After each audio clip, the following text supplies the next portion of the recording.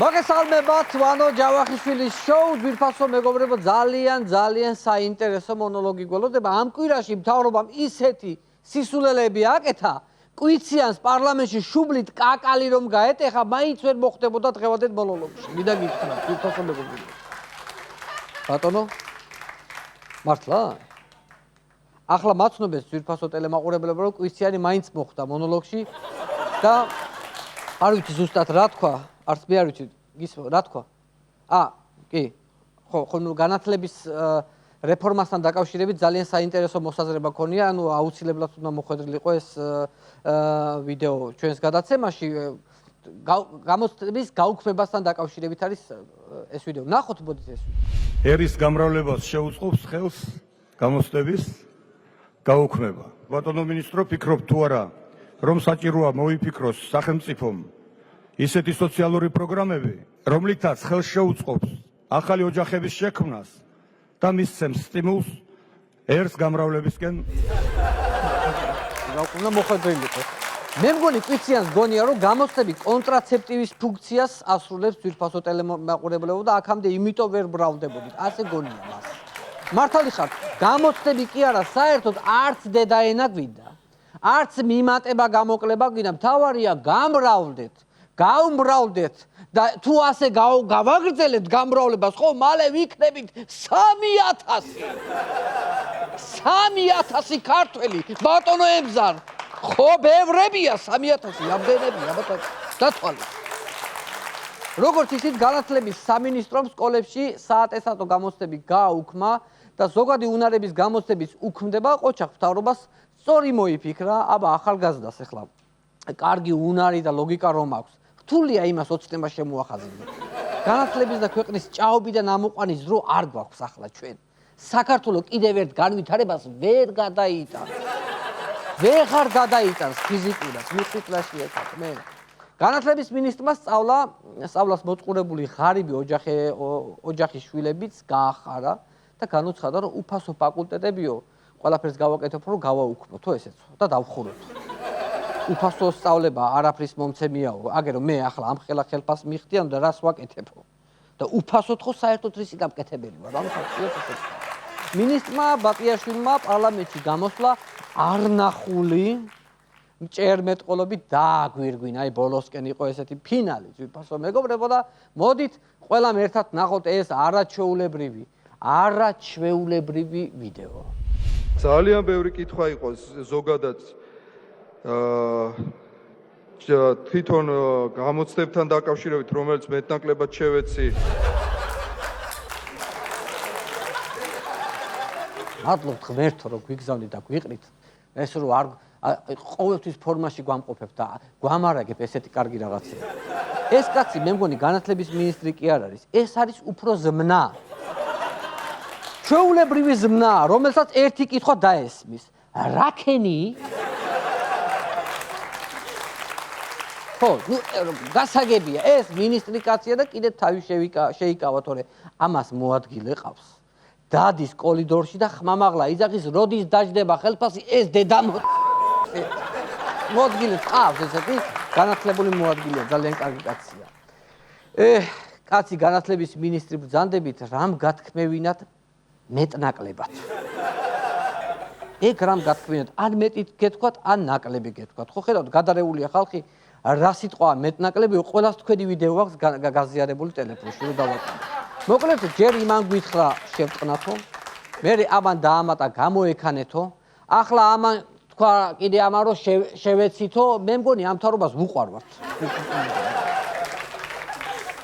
მე ესეთი აზრი გამოვიტანე. და მიხარია რომ ვუყვარვართ, ხალხი უყვართ. განათლების სამინისტრო კიდევ ერთი გასაოცარი ინიციატივით გამოდის, ძალიან საინტერესოა, ვნახოთ სტატიის სათაური. ზუგდიდში სტუმარ მასპინძლობის სასწავლებელი გაიხსნება, ეს არის ბატიაშვილის ერთ-ერთი ძალიან საინტერესო ინიციატივა. ანუ ძვირფასო ტელემაყურებლებო, სტუმარ მასპინძლობის სასწავლებელი. მოკლედ რეფორმისა რა გითხრათ, მაგრამ ფაქტიურად კომედი შოუს სკეჩს ხსნიან ზუგდიდში ჩვეულებრივად. შეგვიძლია ნიკა არაბიძე გამოუშვათ რესტორნის თვითონ ამ სასწავლებლის რექტორს. ანუ იმის ნაცვლად რომ განათლების ხარისხის ამაღლებაზე იზრუნონ, ხსნიან სტუმარ მასპინძლობის სასწავლებლებს, ანუ აქამდე ხო ამბობდით უუნაროები არიან, მავნებლები არიან, უნიათოები არიან, მეთქი ახლა აღმოჩნდა რომ ცოტა ვერ არიან კიდე.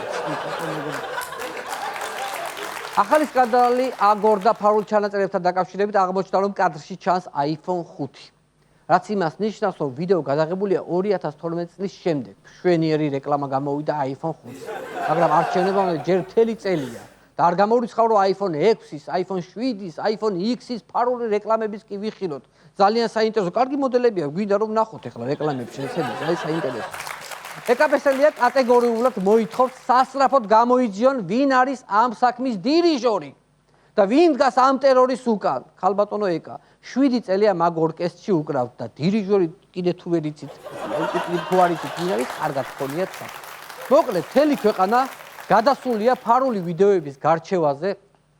დააკავებენ თუ არა ვინმეს, პირადად მე ამ დღეებში ხო ნერვიულობისგან საერთოდ არ მიძინია.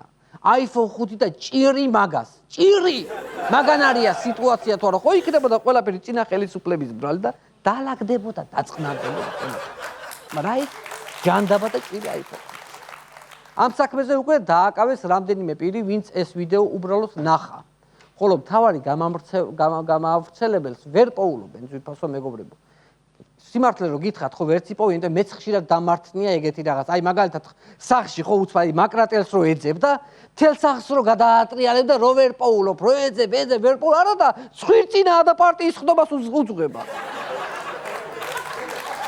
ვერ პოულობ რა, აი ეგ ქონია ეგეთი შემთხვევა.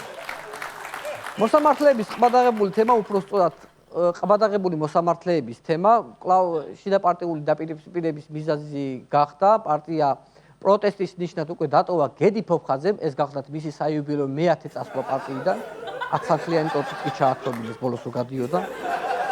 მოკლედ ეს კაცი წავა, დაბრუნდება. ცოტა ხანში ალბათ შევარდება ოცნების ოფისში და იკითხავს, თავმჯდომარე არ შემოსულა?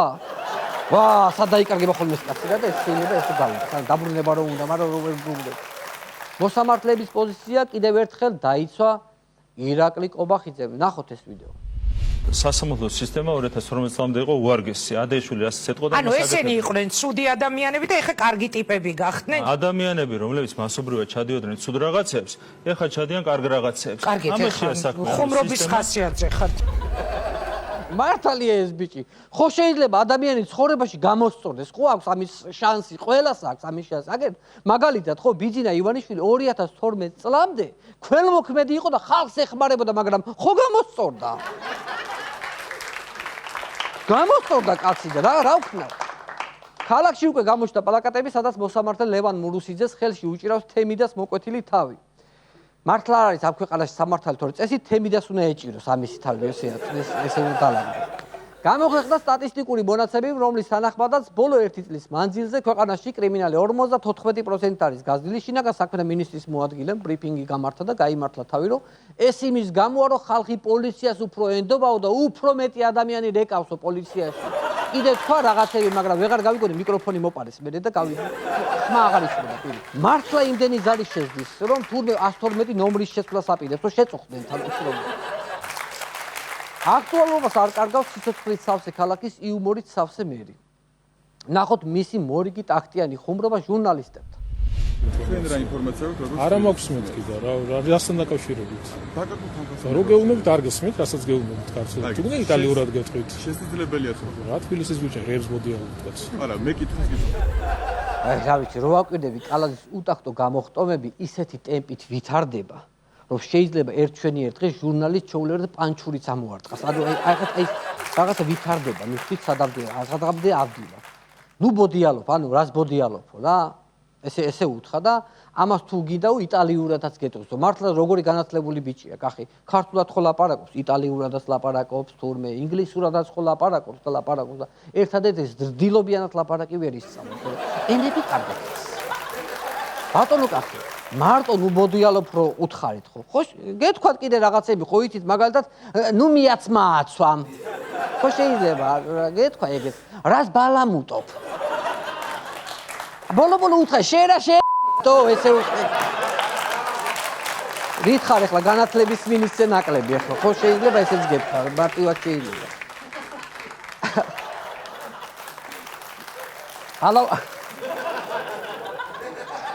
ავლაპრის საპრეზიდენტო რეზიდენციის გაყიდვის იდეას ბევრი მოწინააღმდეგე გამოვიდა, ამიტომ მთავრობა იძულებული გახდა შეექმნა საპარლამენტო კომისია, რომლებმაც უნდა გადაწყვიტოს რა ჯანდაბა მოუხერხონ ამ სასახლეს. ამ შენობას რა ჯანდაბა მოუხერხოთ ის კომისიამ, უკვე მოიფიქრა, იმსჯელეს ზიან და მსჯელობენ, რომ პრეზიდენტის სასახლეში გაიხსნას საბანკეტო დარბაზი. მაღალი რანგის სტუმრებისთვის, კარგი გადაწყვეტილება აქვს, ჭირდება ქვეყანაში ერთი კაი დიდი საბანკეტო დარბაზი. აბა დემოკრატიის კეთილდღეობის და საღიაზრის ქელეხი ახლა სეფაში ხო უნდა გააკეთოს. რაღაცა ჭირდება შენობა.